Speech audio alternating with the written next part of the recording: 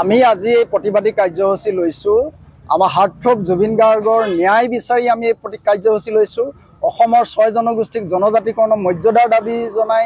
মৰ্যাদাৰ দাবীৰ ভিত্তিত আমি এই কাৰ্যসূচী লৈছো অসমক জনজাতি ৰাজ্য ঘোষণা কৰিব লাগে অসমক সংবিধানৰ 371 আৰু ক অনুচ্ছেদ অনুসৰি আৰু 370 অনুচ্ছেদ অনুসৰি বিশেষ ৰাজ্য মৰ্যাদা প্ৰদান কৰিব লাগে অসমৰ সম্পদ ভূমিকে আদি কৰি এইবিলাক কৰ্পোৰেট গোষ্ঠীক গতাই দিয়াৰ বিৰুদ্ধে আমি এই কাৰ্যসূচী লৈছো গতিকে এই বিভিন্ন কাৰ্যসূচীৰ ভিত্তিত আমাৰ এই প্ৰতিবাদী কাৰ্যসূচী হৈছে গতিকে আমি ক'ব বিচাৰিছো যে হাৰ্টথ্ৰব জুবিন গাৰ্গক আৰএছএছ বিজেপিয়ে পৰিকল্পনা কৰি আসলতে হত্যা কৰিলে আমি এই কথা ভাবিবলৈ বাধ্য হৈছো আমাৰ সন্দেহ উপজিছে যে বিগত সময়ছোৱাত জুবিন গাৰ্গে যি ধৰণে আসলতে বিজেপিক বিৰুদ্ধে আসলতে মাত মাতিছিল বিজেপিৰ বিৰুদ্ধে প্ৰধানতঃ ভোট নিদিবলৈ মুকলিকৈ স্পষ্টভাৱে কৈছিল তেখেতে নিজে এজন কৈছিল যে মই এজন কমিউনিষ্ট ছ'চিয়েলিষ্ট বা মই এজন বাওঁপন্থী বুলি কৈছিল গতিকে তেখেতে অসমৰ জাতীয় সমস্যাবিলাকৰ ক্ষেত্ৰত সদায় আসলতে সন্মুখৰ পৰা মানে সন্মুখত হাৰিত থিয় দি আসলতে বিজেপিৰ কাম কাজৰ বিৰুদ্ধে মাত মাতিছিল গতিকে এই ধৰণৰ কথাবিলাকৰ কাম কাজবিলাকৰ বিৰুদ্ধে আসলতে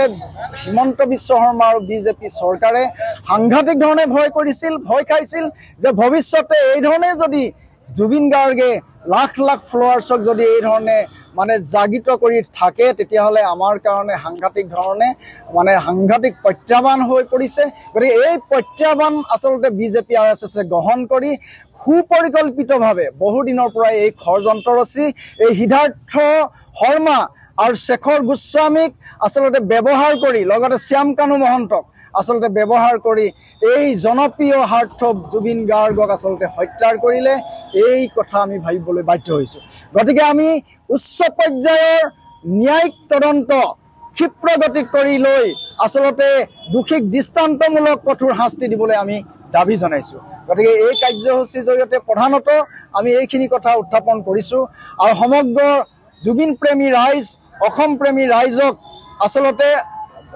এই তদন্ত খৰতকীয়া কৰিবৰ কাৰণে গণতান্ত্ৰিক প্ৰক্ৰিয়াৰ মাজেৰে আমি সংগ্ৰাম সংগঠিত কৰি চৰকাৰক বাধ্য কৰাব লাগিব আসলতে চৰকাৰৰ এই মুৰব্বী মুখ্যমন্ত্ৰী পৰিয়ালৰ যি তেখেতৰ পত্নী এই পত্নীকো আসলতে হাঙুৰিছে এই পত্নী নামো যিহেতু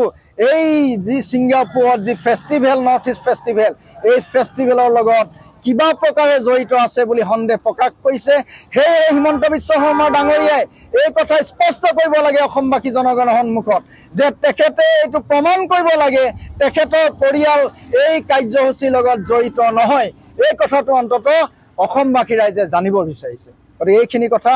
তেখেতে অসমবাসী ৰাইজক জনাই এই স্পষ্টতাটো কৰিব লাগে এইখিনি আমি দাবী উত্থাপন কৰিছোঁ।